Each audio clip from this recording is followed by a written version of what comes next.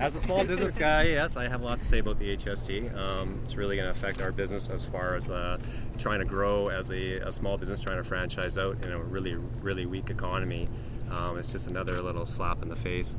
Staff, I really feel for my staff because we try to keep a nice program here for people, and it's just going to be affected by their tips. I feel that their tips are probably going to be dropped in half of what they're making now, which young people and going to school and just trying to stay ahead of the game, it's already a tough one. HST is not a good thing. It just seems like we were surprised by it all. I don't know really where it came from, and I feel really uneducated about where the funds are going to be going. Who is it benefiting? Nobody really helps me out on a 15-hour day as far as the bailout goes. So it'd be nice to know who's going to be held accountable for really what's happening. And I say no. Stop the HST. Have you been able to calculate exactly how much or what you estimate it's going to cost you this year? I haven't, because we are a small business and we have just been 2 years old, so we are still trying to grow an economy that's really soft. So I can't give a calculation to that because we are still in a recession. Well, I'm here today to join Dan and to talk about the impact of the HST on small business owners and everyone else in British Columbia, but particularly small business owners who, do work 15, 18-hour days, who don't take holidays, who have their friends and family helping them out, and really who are the backbone of our economy. During difficult economic times, it's small businesses who keep employment going, who make sure that the jobs continue, who provide the economy in small communities, large communities. Let's remember that as the forest industry went down, one of the areas that the government said was going to keep our economy growing was tourism, service industries, restaurants. Well, now what we see is the government bringing in a tax that's going to make it difficult and impossible in some cases for tourism to thrive, for small businesses to continue, for restaurants to stay open. In a slow economy, in a recession, why would you bring in a tax that discourages consumer confidence? I mean, these are customers that come into Dan's restaurant who, if they have less money in their pocket, if they're going to have to pay an extra tax, are going to be asking themselves whether they're going to spend that money. And the anger is building across this province. The anger isn't going away, and it's not simply an anger at a new tax.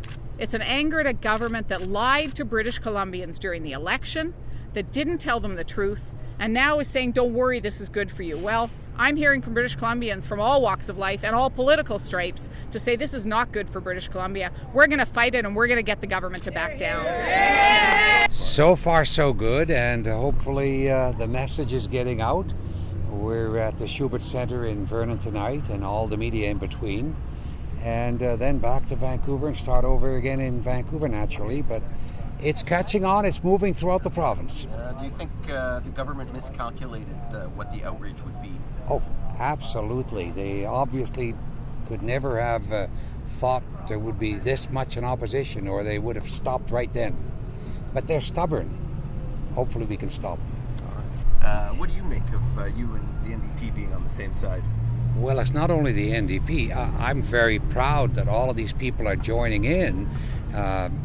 So we have the NDP, we have the Conservatives, we have the Refederation Party, we have the BC Federation of Labour, we have the Restaurant Association, we have the Road Builders. I don't know just exactly what all groups, but there's certainly support coming from many quarters, and they'll be participating in the various rallies. And just quickly, to get sum up, what is wrong with the HST? Well, basically, it's very bad to take from the poor to give to the rich. That's very bad. It doesn't work. It's going to come back to haunt you. It's poor economics. We're going to see job losses. And the timing was bad. During a recession, you don't impose yet another tax. We just had the carbon tax that everyone now pays when they tank gas and see on their hydro bill, on their electric bill, on their gas bill. Another tax during a recession, bad news. And finally, the way to handle it is just awful. People have lost confidence in government. They were told it wouldn't happen, and it happened anyway, like so many other things we've seen in the past.